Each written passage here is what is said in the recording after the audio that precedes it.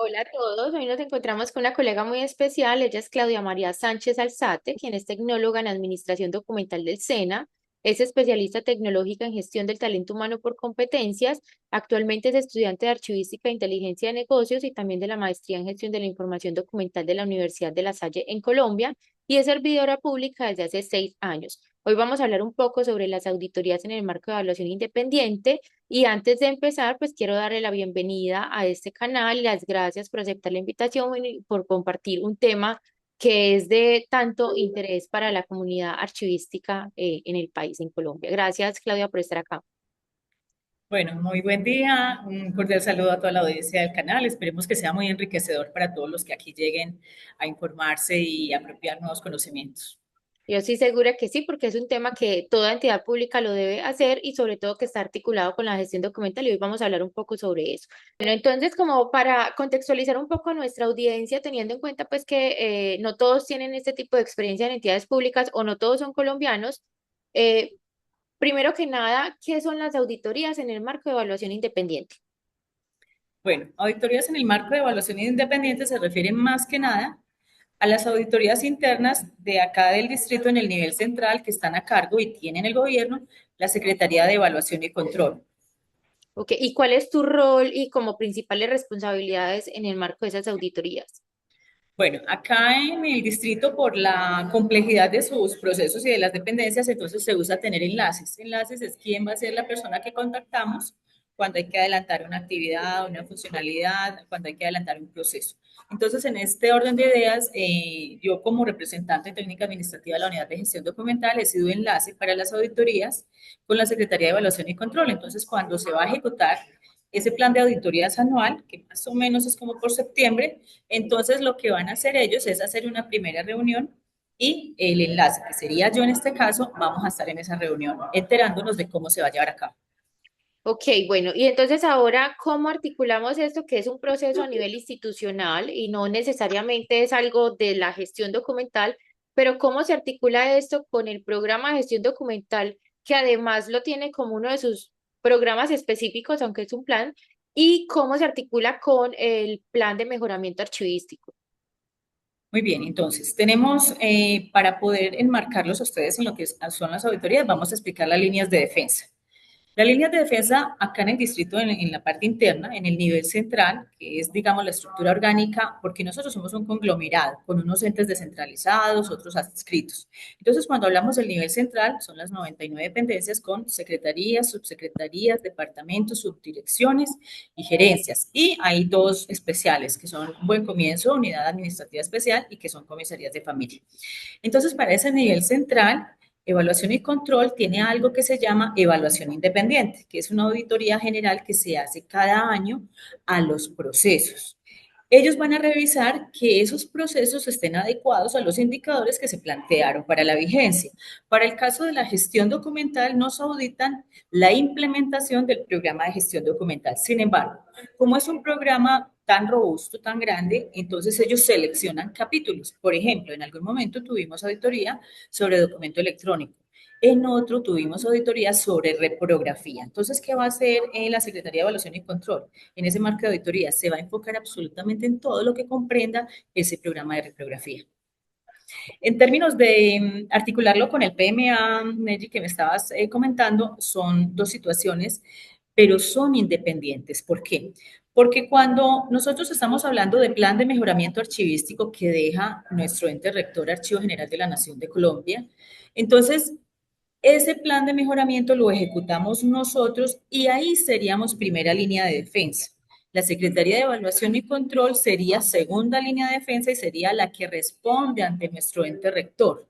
Y es la interlocutora con esos, digamos, representantes del Archivo General, que serían la tercera línea de defensa.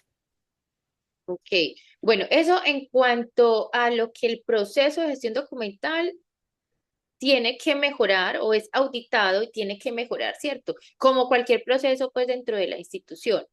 Y ahora esa articulación, ¿hay alguna articulación, por ejemplo, teniendo en cuenta que también la gestión documental debe ser auditada a nivel institucional del cumplimiento, por ejemplo, de políticas por parte de los servidores públicos, de las otras dependencias? ¿Cuál es esa articulación que hay con el área de auditoría general para poder auditar todo el tema de gestión documental, pero a nivel institucional? Sí, claro que sí. Bueno, aquí tenemos tres componentes y son los siguientes. Tenemos brechas, acciones o hallazgos por parte del Plan de Mejoramiento Archivístico que se tramitan a través de la Secretaría de Evaluación y Control. Sin embargo, nosotros, Comunidad de Gestión Documental y Segunda Línea de Defensa, somos los que recaudamos todas las evidencias que nos aportan las dependencias que quedaron vinculadas a esos hallazgos.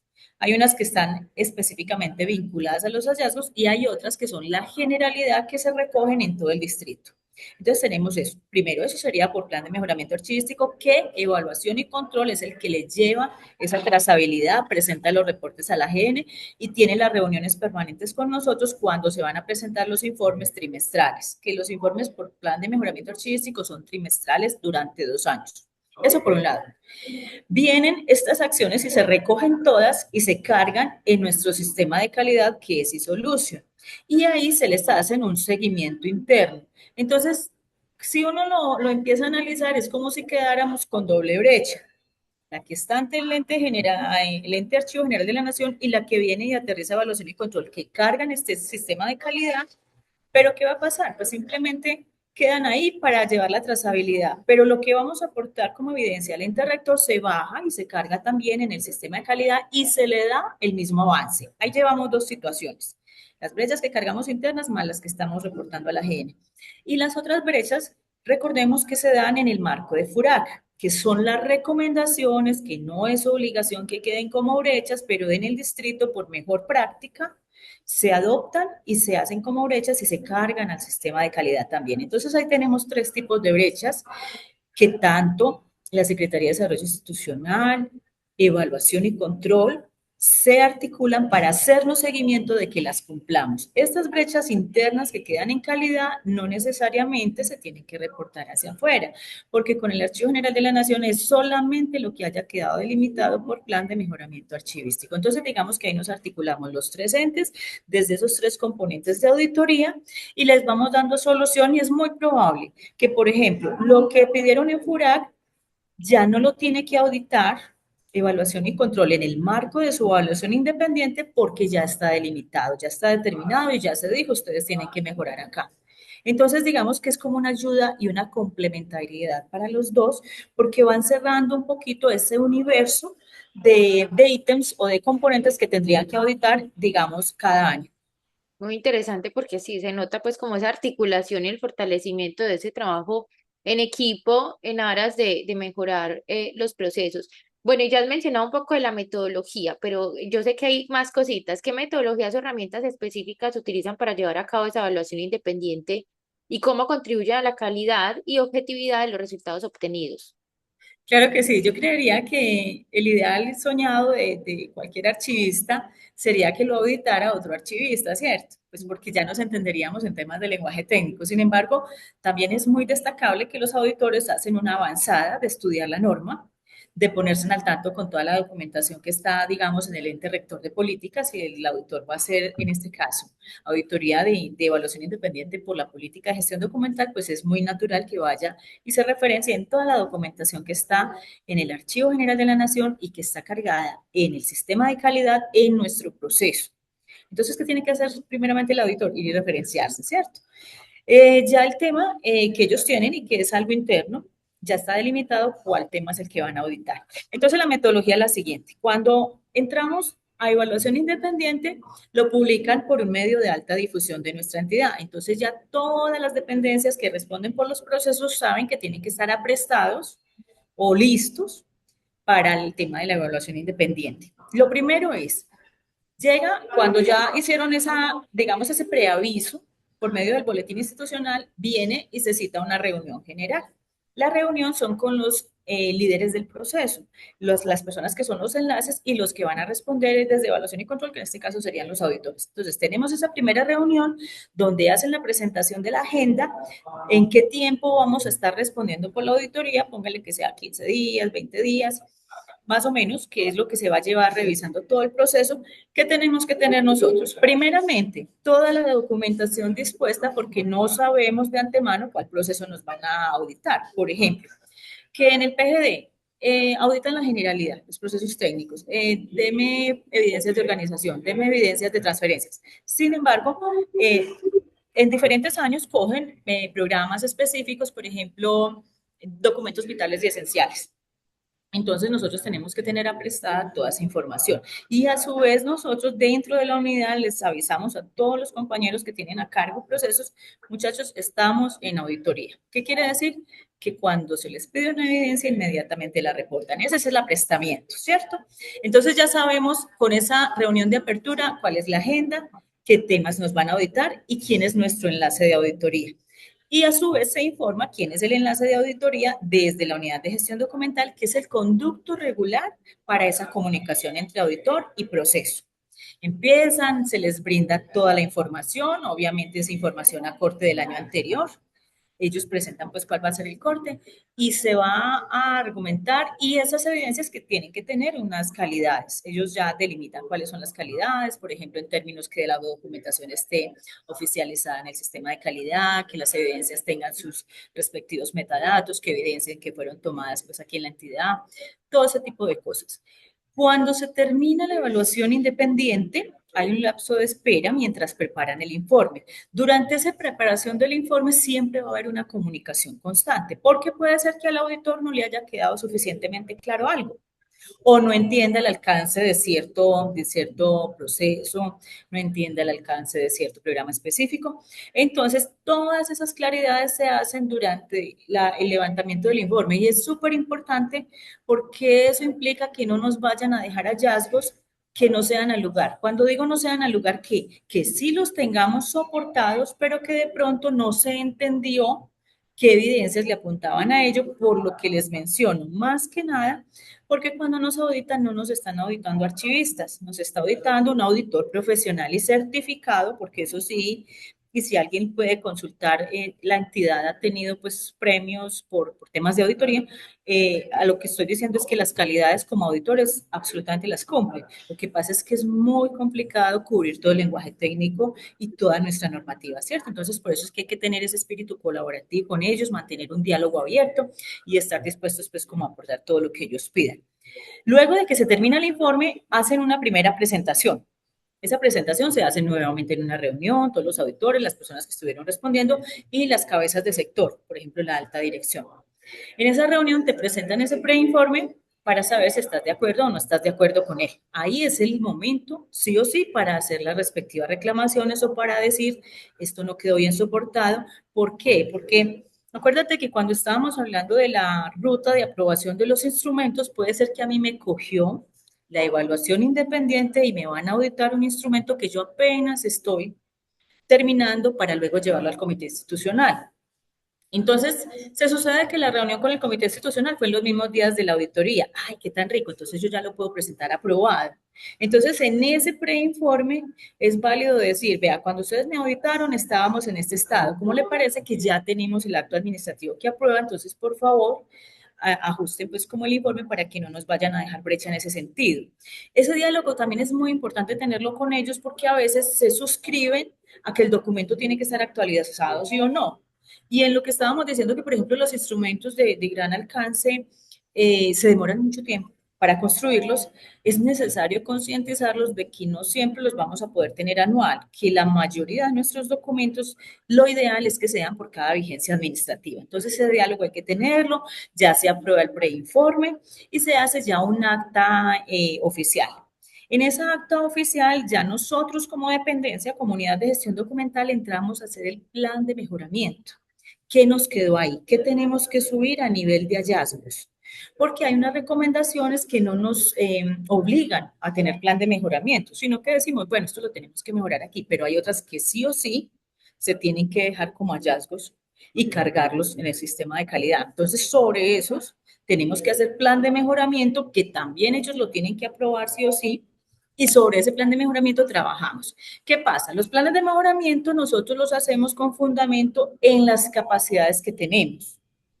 Si nos van a decir, es que ustedes no han hecho las transferencias electrónicas, tenemos que hacer plan de mejoramiento, mínimamente explicando digamos, en qué consiste y cuáles etapas vamos a lograr y en qué tiempo. Entonces, desde la misma unidad se plantean ¿Qué es lo que vamos a hacer? ¿En cuánto tiempo lo vamos a lograr? Y ese es lo que va consignado ahí y se le propone a evaluación y control. Ellos eventualmente pueden decir, no, ese plan de mejoramiento no se ajusta y se harán las correcciones pertinentes o en su defecto se va a entrar a tener un diálogo con ellos y a concientizarlos de por qué tenemos que hacerlo en ese tiempo.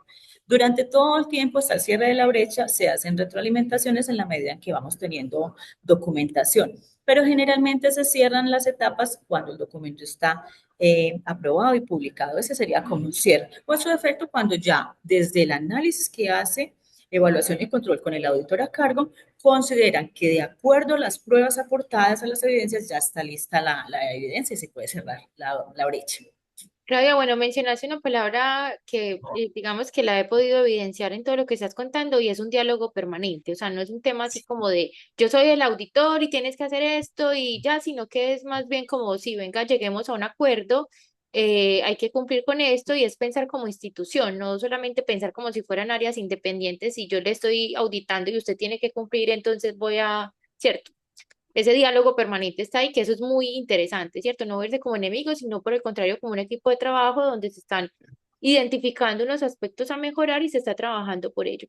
Y mencionaste también otro tema de hallazgos, que eso me lleva a una tercera pregunta, y si nos puedes compartir como cuáles han sido esos hallazgos más relevantes que han tenido en materia de gestión documental. Y como los desafíos, porque eso se convierte a veces en un desafío, como, ay, otra vez este hallazgo, no lo hemos podido solucionar. ¿Qué es lo más común? Claro que sí, un apartadito respecto del diálogo permanente. En mi primer año entramos a auditoría externa para, digamos, certificar la entidad en el sistema de calidad. Entonces los auditores también vienen y seleccionan desde las secretarías los procesos que tienen a cargo y seleccionan componentes. Bueno, vamos a auditar este y aquel. En ese tiempo, recuerdo que me tocó sentarme con la auditora y yo tenía el computador y le tenía que estar mostrando todo inmediatamente en el acto y ya decidían si continuaban con la siguiente pregunta o no. Entonces, yo veo que generalmente cuando se habla de auditorías en cualquier sector, la gente como que se tensiona, Sí. como que por Dios, van a venir y cómo vamos a hacer. Fue muy interesante porque imagínate que en ese momento la auditora también aprendía mucho del proceso. Ella traía su guión, porque antes consultan la norma y todo traía su guión, pero yo le iba explicando y aprendía mucho el proceso y le iba mostrando evidencias. Y de hecho nos tocó llevarlos al depósito para que comprendieran algunos de los aspectos de allá. Entonces mira que ahí es donde parte uno de esa pedagogía que a su vez uno hace con el auditor y no es que le esté imponiendo, no es que le esté cambiando la línea de auditoría, sino que estamos ampliando ciertas cuestiones que probablemente no estén con todo el panorama completo. Y eso nos ayuda a ellos a entenderlo y a nosotros a justificarlo. ¿Por qué? Porque tenemos los soportes. Entonces queda subsanado, queda desde analizado desde lo cierto, desde lo real, desde la situación actual que vive la entidad. Y es súper importante, como te digo, ese diálogo continuo. Y me habías hablado de otra De pregunta. los hallazgos, ¿de cuáles Ah, han sido bueno, los hallazgos sí, más comunes? claro. Entonces, en los hallazgos, podemos hablar de hallazgos desde el 2020. Yo creo que el hallazgo que nos genera eh, de cierta manera un poquito de frustración es el de las tablas de valoración documental. Las tablas de valoración documental se construyeron en la entidad para evaluar el fondo, valorar el fondo Alcaldía de Medellín, porque tenemos otras tres tablas de fondos liquidados que se aplican, pero la de valoración documental particular de la que estoy hablando es Fondo Alcaldía de Medellín. Se empezó todo el proceso, se documentó. Imagínate que tuvimos que hacer un periodo muy antiguo, de 1914 más o menos, de los principios, porque había un acto administrativo que apareció de ese periodo. Entonces, claro, si hay un documento que es un acto administrativo, así yo tenga que hacer, sepa qué hacer con él, se tiene que quedar consignado en los inventarios y en las tablas de valoración, ¿cierto? Se levantó todos los procesos, hay al menos unos 16 periodos y se empezó ese proceso de convalidación con el Consejo Departamental de Archivos de la Gobernación de Antioquia. Un diálogo permanente, se subsanaban las cuestiones al inicio, y eso lo saben todos los archivistas que hayan participado en estos procesos, son muchísimos, digamos, conceptos que el Consejo lanza, que tenemos que irles dando solución, hasta que llegamos a una parte, digamos, donde ya fue complejo, y en ese tiempo nos cogió la transición a distrito. Entonces el Consejo Departamental de Archivos dijo, ya no vamos más porque recuerden que ya ustedes no pueden estar con nosotros, tienen que subir directamente al Archivo General de la Nación. Entonces se retira el proceso de la Gobernación de Antioquia del Consejo Departamental de Archivos y se sube y se radica en AGN. Empezamos nuevamente porque ahí se parte de cero. Empieza la AGN a hacer los requerimientos técnicos, a que subsanen esto, esto, esto y lo otro, y se empieza el trabajo. ¿Dónde nos quedamos? Literal, nos quedamos en la memoria descriptiva porque hay un lapso de tiempo en la historia, alrededor de 235 años, que no hemos podido soportar. No hemos podido soportar con investigaciones en los otros compañeros, en el histórico de Medellín, en el histórico de Antioquia, no hemos podido soportar. Entonces, ¿qué pasó? Como eso tiene unos tiempos de respuesta, tuvimos que dejar suspendido el proceso y decidimos retirarlo. Entonces, es frustrante, ¿por qué? Porque estábamos con una avanzada y están muy bien soportados los demás periodos y tenemos ese primero, esos dos, tres primeros, que son los que nos están dando como ese dolor de cabeza. Ese hallazgo lo tenemos en las brechas desde el 2020. Entonces, veníamos retroalimentándolo con los conceptos técnicos, con las comunicaciones que se intercambiaban, porque durante las auditorías no te tienes que esperar a que te revisen, sino que en la medida que vayas teniendo evidencias para subsanar las brechas que tienes, así vos digas que las termino en diciembre, pero es que si las tenés ya en septiembre, las cerrás, llegas y alimentas la brecha, haces el comentario, cargas las evidencias y decís solicito cierre de la acción. Esa nos tiene con mucho dolor de cabeza y en este momento se contrató una joven archivista con conocimientos en este tema que hizo esa primera avanzada, que es lo que requerimos. Y hasta donde hemos estado, digamos, al frente del proceso, porque hay que continuar trabajando en él, es que requerimos los servicios de historiadores, pero con mucho, mucho conocimiento de lo que ha sido Medellín, el devenir de Medellín. Entonces, en esa avanzada estamos. Mirar cuáles de todos digamos, los colegas historiadores que están en el medio, pueden soportar este proceso, ¿cierto? Para poder retomar y volver a erradicar. Esa sería una brecha que nos tiene, pues, como caracterizados y que van a saber que la alcaldía tiene esa brecha. Segunda brecha, SGDA, Sistema de Gestión de Documentos Electrónicos de Archivo, con todo lo que ello implica. ¿Qué es lo que ello implica? El tratamiento del ciclo vital del documento en el soporte electrónico, ¿cierto? Archivo de gestión central, histórico, con todas las transferencias. Eso también ha sido algo que desde largo aliento, viene también como desde el 2020, se han planteado unas etapas, en un principio tuvimos presupuesto para hacer una primera avanzada de lo que era la planeación, sin embargo, pues se levantó unos estudios previos, se sometió a consideración de algunos entes en la academia aquí a nivel del territorio, pero no logramos, digamos, obtener ese servicio que nos hiciera esa primera avanzada. Entonces ahí también tenemos como ese reto. Otro de los retos que tenemos en PMA, que viene también aterrizado a lo que es la auditoría interna, y lo más probable es que la mayoría de las entidades a nivel de Colombia lo tengan, y es la implementación en tiempo real de los inventarios documentales. Un archivo de gestión debe estar registrando a diario la documentación que le entra. Entonces, por ejemplo, hoy te entró un informe. Ese primer informe ya te constituye un registro. Un contrato, así sea con el CDP, se abrió, certificado de disponibilidad presupuestal. Es otro registro. Entonces, ¿qué nos está pidiendo el Archivo General de la Nación? Absolutamente todos los archivos del distrito, del nivel central, tienen que tener su inventario en tiempo real. Estamos hablando, lo mencionaba en otros estadios de estas conversaciones, que son alrededor de 140 archivos. Para ello hemos dedicado un equipo que está yendo a las dependencias a revisar cómo están los procesos y tenemos un acompañamiento con los representantes. Y de hecho, la joven que nos acompaña se sienta con la persona, con la representante del archivo, miran la documentación que tienen y hacen ese primer montaje.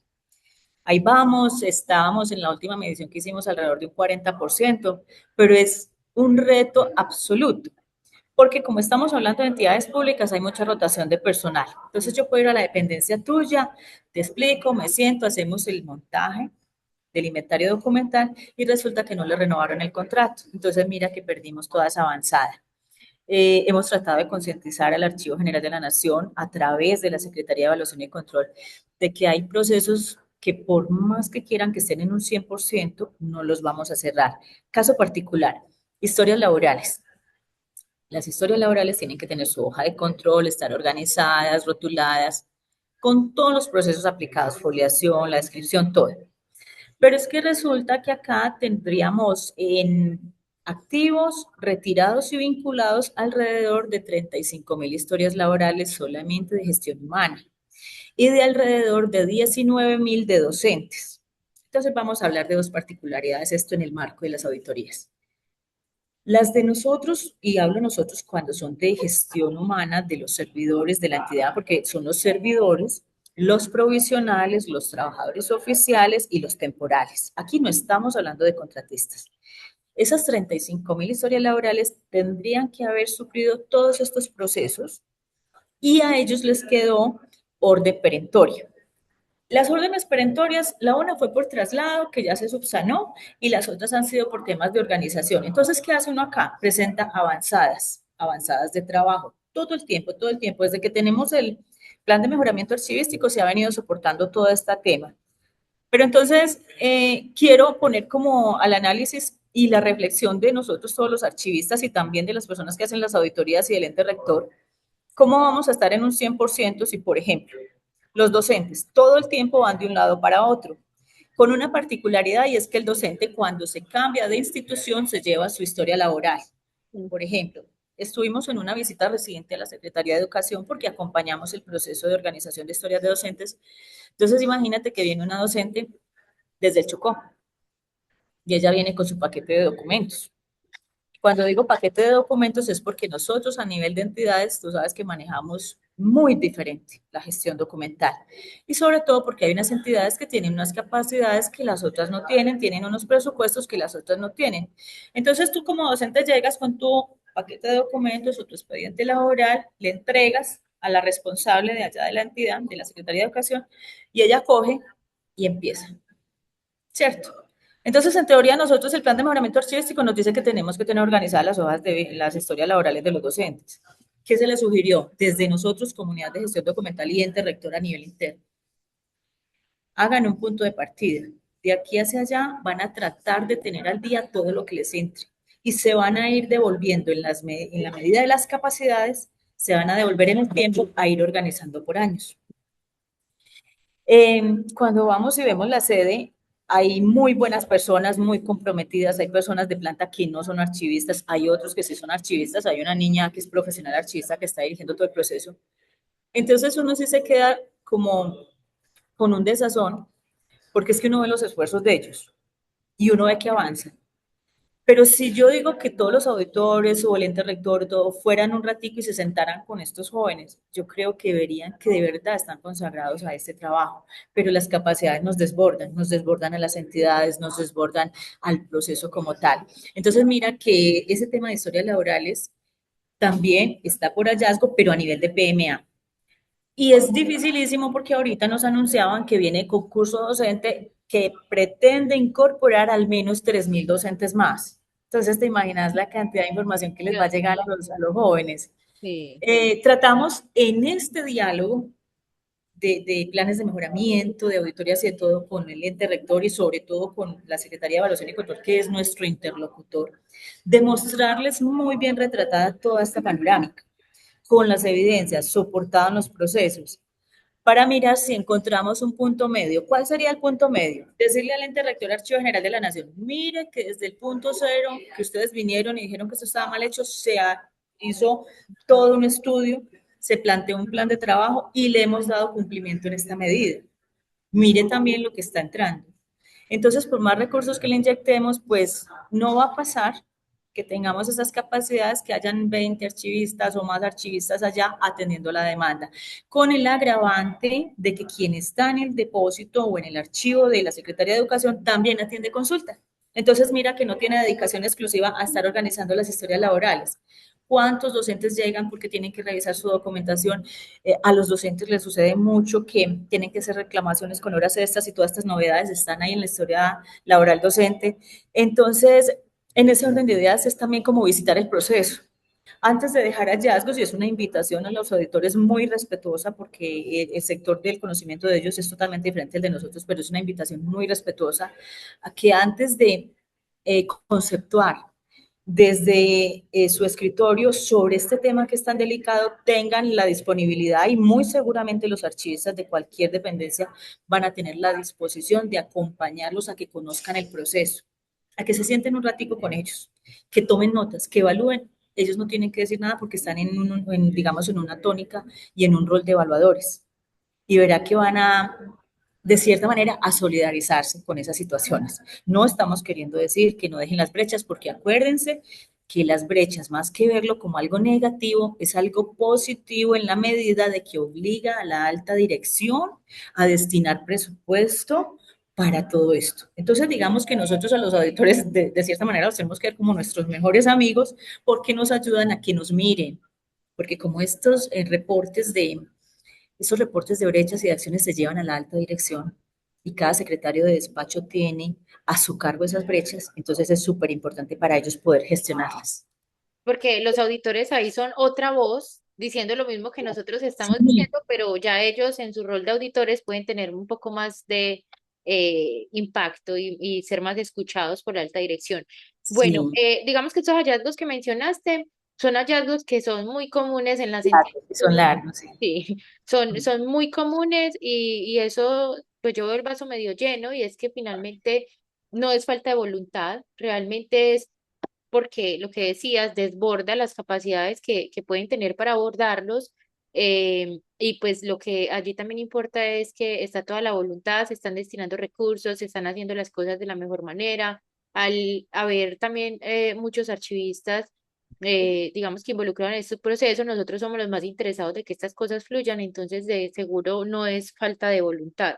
Y algo que mencionaste, que lo voy a conectar con otra entrevista del profesor Ramón Albert Fugueras, quien es de Cataluña, España. Yo a él le hacía una pregunta de cómo comparaba las diferencias y similitudes que había entre los archivistas, ellos le dicen archiveros, de España con relación a nosotros en Latinoamérica, y él conoce pues el caso colombiano muy bien porque ha sido consultor pues de diferentes instituciones acá, y él decía justamente que una gran diferencia y que él lo veía como un punto justamente digamos que una debilidad que tenemos es eso que mencionas, ese cambio y esa rotación de personal permanentemente. Entonces él decía, digamos que jocosamente decía, o sea, ustedes tienen que tener en Colombia mucho dinero para estar cambiando frecuentemente el personal, porque es que la pérdida de conocimiento de esa línea, esa curva de aprendizaje al inicio, cuesta mucho.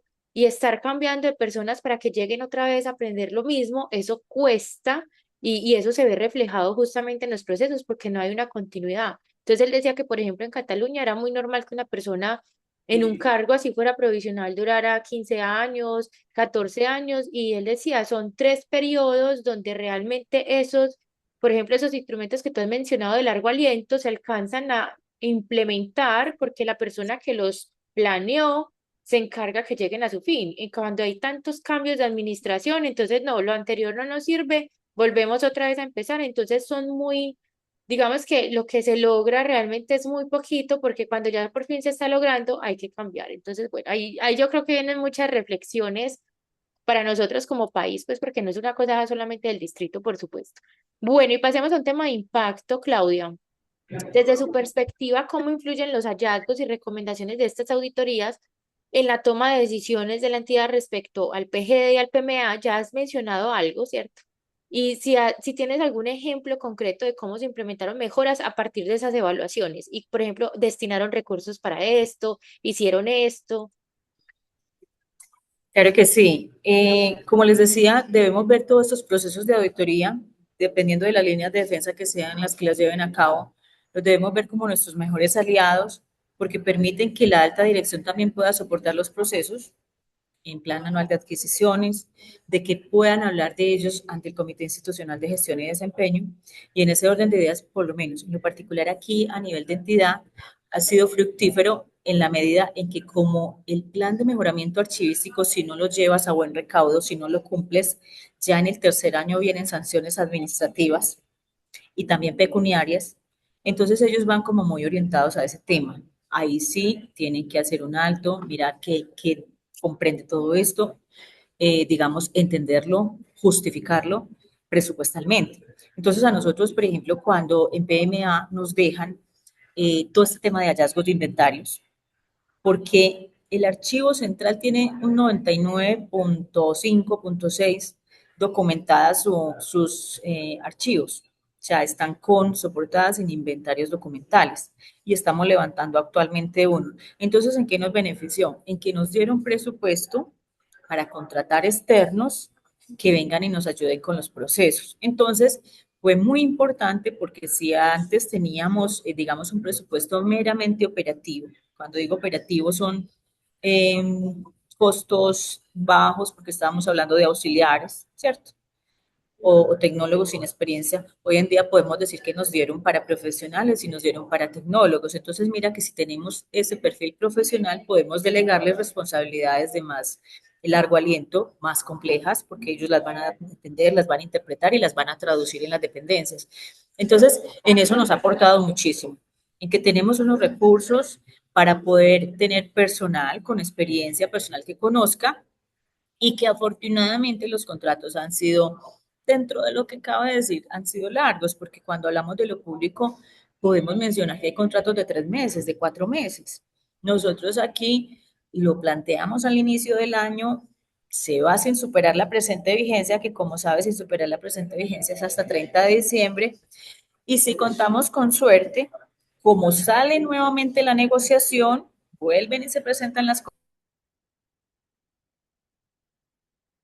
compañías a ofertar sus servicios, el joven que nos está prestando los servicios aquí establezca relacionamiento con toda esa gente que se presentó digamos, a ofertar los servicios y de pronto toquen la puerta y digan, vea, yo ya conozco el proceso.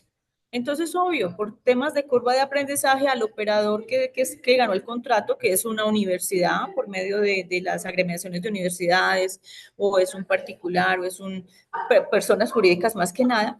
Entonces, ¿cómo así que usted estuvo? ¿Cómo así que usted conoció esto? No, puede ser que sí, ¿cierto? Entonces, como sabes, el servicio público no puede interferir bajo ninguna circunstancia, ni puede obligarle a un operador a que tenga esta o aquel persona porque contrata el servicio, no contrata personas, contrata servicios. Pero entonces en este ir y venir de los jóvenes que nos prestan los servicios, pues puede hacer que establezcan contacto con aquel y logren tener continuidad. Pero de cierta manera, digamos que enfoquémonos en lo siguiente, al menos 8 meses de contrato, que en 8 meses de contrato es viable adelantar muchos de los procesos que nosotros llevamos aquí. Entonces, eso nos ha beneficiado bastante a partir de lo que son planes de mejoramiento, porque recuerda que hay otros temas que ni siquiera es por plan de mejoramiento, sino porque son compromisos normativos, que son de ejecución permanente, que no se pueden sustraer. Entonces, desde la unidad de gestión documental, con los cambios administrativos, que sabes que llegan todo un componente nuevo de alta dirección, hay que hacer esa sensibilización. Nosotros tenemos estos compromisos normativos y para ejecutarlos se requiere este presupuesto. Entonces, eso tiene que salir mucho desde la dependencia. Aquí no nos van a venir a adivinar un secretario de despacho, un subsecretario, no nos van a venir a adivinar qué es lo que usted necesita. Nosotros ya tenemos soportado toda esa necesidad. ¿Qué nos afecta? Es muy importante enmarcarla en la norma. ¿Qué implica para la entidad si no logramos eso?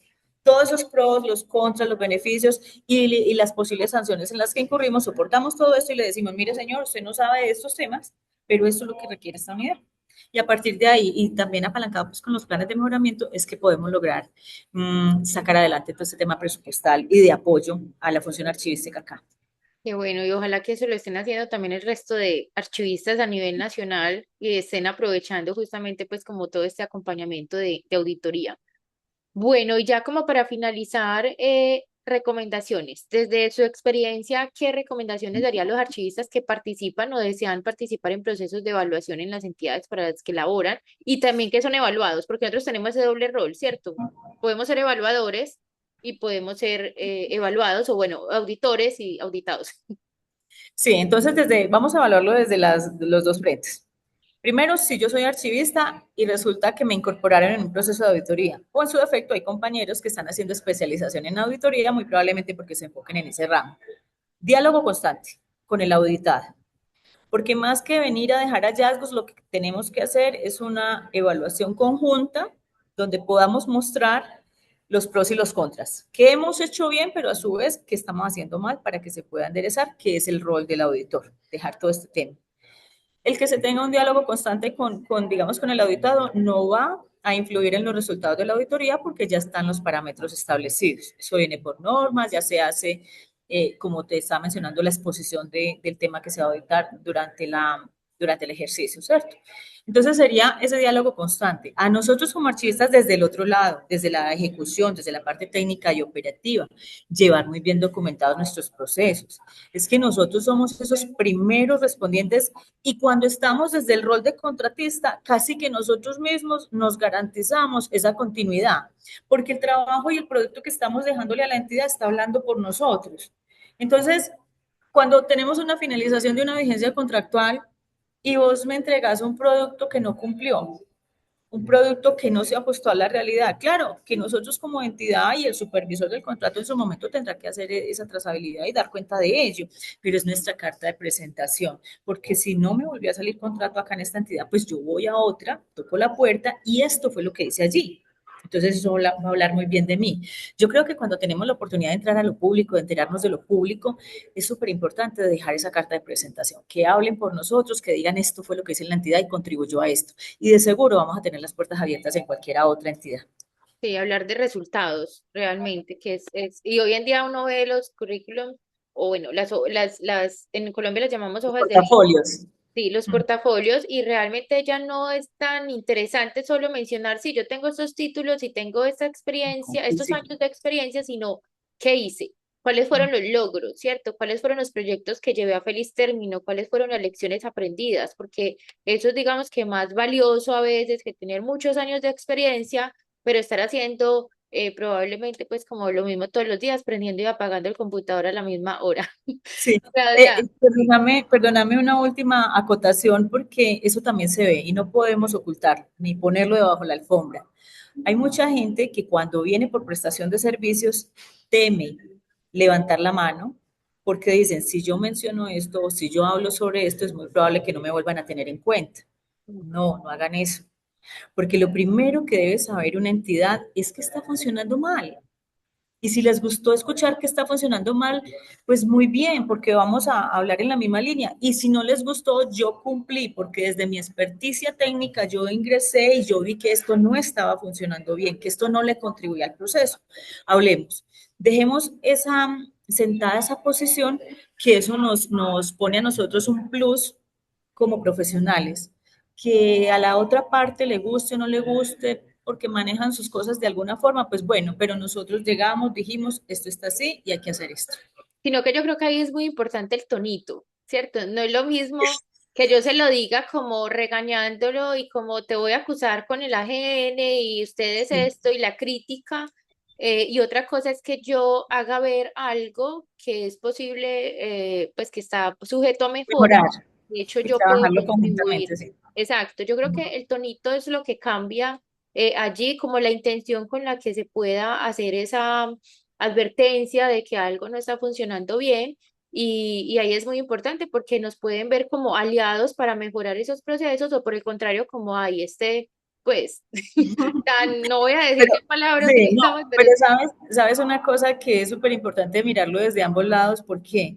Porque estamos claros, y eso no lo vamos tampoco a ocultar, de que hay muchos procesos de la gestión documental que no están a cargo de archivistas, están a cargo del que llegó, del que lleva mucho tiempo, del que conoció a este o aquel o al de más allá. Entonces también es muy importante que nosotros, cuando nos hablen, sepamos entender cuál es el mensaje que nos están trayendo, qué es lo que nos quieren decir y efectivamente si se está ajustado a la realidad, ahondar en el tema si es necesario. Entonces, digamos que mantener ese diálogo constante respecto de una entidad que es nuestro fin último, porque nuestro fin último, más que si es la persona que llegó o que la persona que ya se fue, nuestro fin último es los procesos de esa entidad y nuestra respuesta al ciudadano. Claudia, y ahí aprovecho ya para cerrar esta interesante conversación, y es que, digamos que sí, obviamente hay una defensa porque sean los archivistas que ocupen estos cargos y todo eso, pero yo también soy partidaria y soy muy agradecida con personas que no son archivistas, pero le ponen tanto amor a lo que hacen y estudian tanto, leen normas, leen teoría, no solamente normas, y conozco varias personas de Medellín bajo su responsabilidad están archivos de importantes entidades de Medellín o los están asesorando, los están acompañando y no son archivistas, pero aportan tanto y son tan respetuosos como con todo lo que se hace. Y también conozco archivistas, colegas, que por el solo hecho de tener la tarjeta profesional o de tener la formación, piensan que eso habla por sí solo. Entonces, como que no tienen que hacer ningún esfuerzo porque simplemente ya soy archivista, yo dije esto, así eso no tenga pues ni pies ni cabeza. Claro, eso es una coordinación constante, digamos que es una retroalimentación también. ¿Dónde entramos nosotros? Digamos, en términos de lo público y en términos de la carrera administrativa, sí es garantizar que los procesos que son de la gestión documental se ajustan a la 1409 y que nosotros podemos tener una continuidad, porque también es cierto que en este sentido, si yo estoy haciendo una carrera administrativa y resulta que en el puesto que sigue, donde probablemente yo me pueda encargar, hay una persona pues, que por algún motivo no es del gremio, sobre todo, mira, cuando teníamos esa dualidad de que los archivistas eran archivistas y bibliotecólogos, entonces los NBC quedaban con bibliotecología.